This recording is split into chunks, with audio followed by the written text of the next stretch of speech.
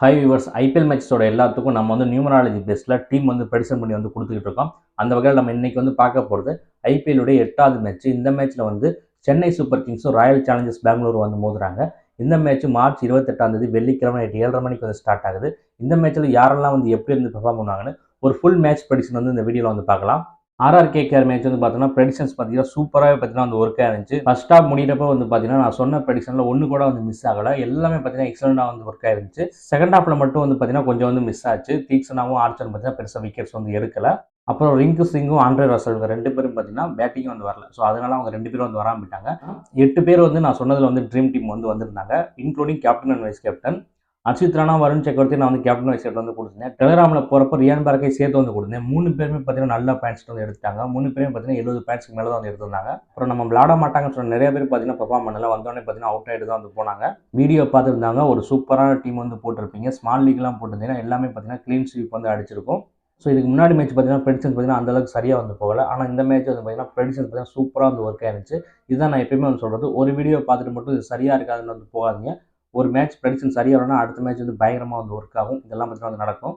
ஒருத்தர் டெலிகிராமில் வந்து மெசேஜ் பண்ணியிருந்தாரு, ப்ரோ இன்னும் நல்லா கொடுங்க ப்ரோனாரு. ஏன்னு கேட்டேன். நீங்கள் சொன்னதில் தீக்ஷனா, ஆர்ச்சர், ரசல் 3 பேர் வரல ப்ரோ ட்ரீம் டீம் அப்படின்னு சொல்லியிருந்தாரு. அதில் 8 பேர் கரெக்டாக கொடுத்தேன். அந்த 3 பேர் வரணும்னு சொல்லிட்டு வந்திருக்காரு.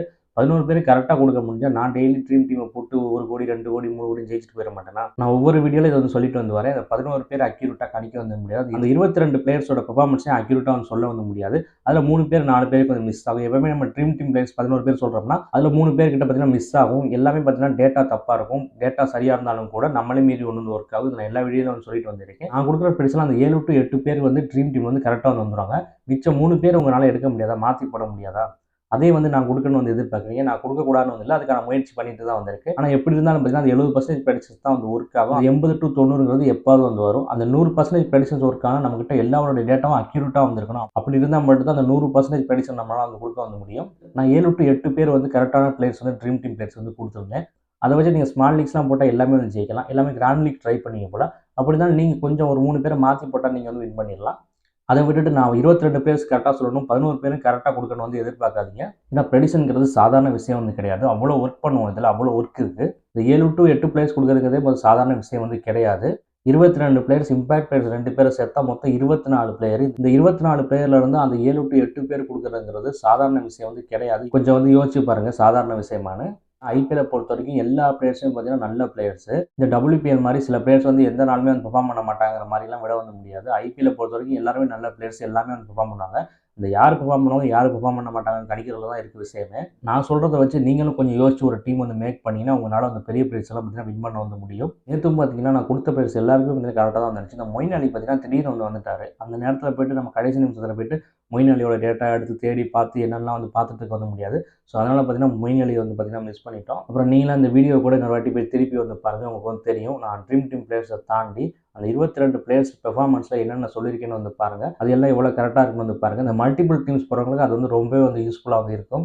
இப்போ சிஎஸ்கே ஆர்சிபி மேட்சோடைய ப்ரெடிக்ஷன் வந்து பார்க்கலாம். இந்த மேட்ச் வந்து 28ஆம் வந்து நடக்குது வெள்ளிக்கிழமை. 28ஆம் வந்து பார்த்தோம்னா 1-4 காம்பினேஷன், அதாவது சூரியனும் ராகுவும் சேர்ந்த காம்பினேஷன். அதுபடி நம்ம ப்ரெடிக்ஷன்ஸ் வந்து பார்க்கல. ஃபஸ்ட்டு சிஎஸ்கேல வந்து பார்த்தோம்னா ரச்சின் ரவீந்திரா ஒரு 25+ ரன்ஸ் வந்து அடிப்பார். அடுத்து ராகுல் திரிபாதி ஒரு 20 ரன்ஸ் கிட்ட தான் வந்து அடிக்க வந்து வாய்ப்பு. ஒரு பெரிய பெர்ஃபார்மன்ஸுங்கிறது டவுட்டு தான். அடுத்து ருத்ராஜ் கெய்க்வாட் இவர் வந்து பார்த்தீங்கன்னா ட்ரீம் டீம் வர்றதுக்கான ஒரு பாயிண்ட்ஸ் வந்து எடுப்பார். ஒரு பெரிய ஸ்கோருங்கிறது டவுட்டு தான் இந்த மேட்ச்சில். அடுத்து தீபக் ஹூடா அவருக்கு பார்த்தீங்கன்னா போன மேட்சோட இந்த மேட்ச் வந்து நல்லா வந்து இருக்கும். இந்த மேட்ச் ஒரு 25 ரன்ஸ் அடிக்கிறதுக்கான வாய்ப்பு வந்து இருக்குது. அடுத்து சாம் கரன் பவுலிங் போகிறப்போ ஒரு விக்கெட்டும், பேட்டிங் வந்ததானா ஒரு 20-25 ரன்ஸ் அடிக்கிறதுக்கான வாய்ப்பு வந்து இருக்குது. அடுத்து ரவீந்திர ஜடேஜா போன மேட்ச் வந்து பார்த்தோம்னா சுத்தமாக அந்த விக்கெட்டே வந்து எடுக்கல. இந்த மேட்ச் அவருக்கு வந்து எக்ஸலண்ட்டாக வந்து இருக்கும். பவுலிங் போகிறப்ப கண்டிப்பாக வந்து அதிகப்படியான விக்கெட்ஸை வந்து எடுப்பார். ஒரு 2 விக்கெட் அதுக்கு மேலே கூட இருக்கிறதுக்கான வாய்ப்பு வந்து இருக்குது. சிவம் துபே அவருக்கு பார்த்தீங்கன்னா சூப்பராக வந்திருக்கும். பேட்டிங் ஒரு பட்சத்தில் நல்லாவே வந்து அடிச்சுட்டு போகிறார். அவர்கிட்ட வந்து ஒரு 30+ ரன்ஸ் வந்து எதிர்பார்க்கலாம். அப்புறம் தோனி வந்து கடைசியில் தான் வந்து வரப்போறாரு. ஒரு ஓவர் 2 ஓவர் தான் வந்து வரப்போறாரு. வரும் பட்சத்தில் ஒரு 20 ரன்ஸ் அடிக்கிறதுக்கான வாய்ப்பு வந்து இருக்குது. அடுத்து ரவிச்சந்திரன் அஸ்வின் வந்து நல்லா வந்து இருக்கும். ஒரு 2 விக்கெட் எடுக்கிறதுக்கான வாய்ப்பு வந்து இருக்குது. அடுத்து நூர் அகமது அவருக்கும் நல்லா இருக்கும். அவர் ஒரு 2 விக்கெட் எடுக்கிறதுக்கான வாய்ப்பு வந்து இருக்குது. அடுத்து நாதன் எல்லிஸ் 1-2 விக்கெட் எடுக்கிறதுக்கான வாய்ப்பு வந்து இருக்குது. அடுத்து கலீல் அகமது ஒரு விக்கெட் வந்து எடுப்பார். நெக்ஸ்ட் ஆர்சிபி டீமில் வந்து பார்த்தோம்னா சால்ட்டு அவர் வந்து பார்த்தோம்னா ஒரு 25 ரன்ஸ் அடிக்கிறதுக்கான வாய்ப்பு வந்து இருக்குது. அடுத்து விராட் கோலிக்கு சூப்பராக வந்திருக்கும். போன மேட்ச் எப்படி விளாண்டாரோ அதே மாதிரி இந்த மேட்ச் ஒரு செம்மையான பெர்ஃபார்மன்ஸ் கொடுக்கறதுக்கான வாய்ப்பு வந்து இருக்குது. அவர்கிட்ட வந்து ஒரு 30+ ரன்ஸ் வந்து எதிர்பார்க்கலாம். அடுத்து படிக்கல் சுமாராக தான் வந்து இருக்கும், அவரேஜாக தான் வந்து இருக்கும். அடுத்து ரஜத் பட்டிதர் ஒரு 25+ ரன்ஸ் அடிக்கிறதுக்கான வாய்ப்பு வந்து இருக்குது. அடுத்து லியாம் லிவிங்ஸ்டனுக்கு வந்து சுமாராக தான் வந்திருக்கும், அவரேஜாக தான் வந்திருக்கும். சரியான பெர்ஃபார்மன்ஸ்ங்கிறது டவுட்டு தான். அடுத்து ஜித்தேஷ் சர்மா ஒரு 20லேருந்து 25 ரன்ஸ் வந்து அடிக்கிறதுக்கான வாய்ப்பு வந்து இருக்குது. அடுத்து டிம் டேவிட் பேட்டிங் வந்தார்னா ஒரு 25 ரன்ஸ் கிட்ட அடிக்கிறதுக்கான வாய்ப்பு வந்து இருக்குது. அடுத்து குர்னால் பாண்டியா 1லேருந்து 2 விக்கெட் எடுக்கிறதுக்கு வாய்ப்பு வந்து இருக்குது. அடுத்து ரசிக் சலாம் டீமில் இருந்தார்னா ஒரு 2 விக்கெட்டுக்கு மேலே வந்து எடுக்கிறதுக்கான வாய்ப்பு வந்து இருக்குது. அடுத்து ஜாஸ் ஹேஸ்லிவுட் வந்து 2 விக்கெட் வந்து எடுப்பார். அடுத்து யாஸ் டயால் 1 விக்கெட் எடுக்கிறதுக்கான வாய்ப்பு வந்து இருக்குது. அடுத்து லாஸ்ட்டாக சுயா சர்மா 1லேருந்து 2 விக்கெட் எடுக்கிறதுக்கான சான்ஸ் இருக்குது. இப்போ சிஎஸ்கேலையும் ஆர்சிபிலையும் யாருக்கான எப்படி இருக்குன்னு வந்து பார்த்தோம். இப்போ 2 டீமே சேர்த்து யாரெல்லாம் ட்ரீம் டீம் வரதுக்கு சான்ஸ் இருக்குன்னு வந்து பார்க்கலாம். அதுபடி பார்க்குறப்போ ரச்சின் ரவீந்திரா, ருத்ராஜ் கெய்க்வாட், சிவம் தியூபே, ரவீந்திர ஜடேஜா, ரவிச்சந்திரன் அஸ்வின், நூர் அகமது, பில் சால்ட், விராட் கோலி, ரஜத் பட்டிதர், குர்னால் பாண்டியா, ரசிக் சலாம், ஜாஸ் ஹேஸ்லிவுட் இவங்கெல்லாம் பார்த்தீங்கன்னா ட்ரீம் டீம் வரதுக்கு பாசிபிலிட்டி இருக்கக்கூடிய பிளேயர்ஸ். இதில் வந்து பார்த்தீங்கன்னா நான் 12 பேர் வந்து சொல்லியிருக்கேன், எப்போ 11 பேர் தான் வந்து சொல்லுவேன். இதில் ஒரு ஆளை வந்து நம்ம லைனப் விட்டதுக்கப்புறம் கழட்டி விட்டுக்கலாம். டெலகிராம் வந்து ஃபாலோ பண்ணிக்கோங்க, டிஸ்கிரிப்ஷன் வந்து லிங்க் இருக்குது, அதில் வந்து பார்த்தீங்கன்னா கொடுப்பேன். இப்போ பெஸ்ட்டான பெர்ஃபார்மன்ஸ் கொடுக்குறவங்க யாருன்னு வந்து பார்த்தோம்னா சிஎஸ்கேல வந்து சிவம் தியூபே, ரவீந்திர ஜடேஜா, அஸ்வின் இவங்க 3 பேரும் ஒரு பெஸ்ட் பெர்ஃபார்மன்ஸ் கொடுக்கறதுக்கான வாய்ப்பு வந்து இருக்குது.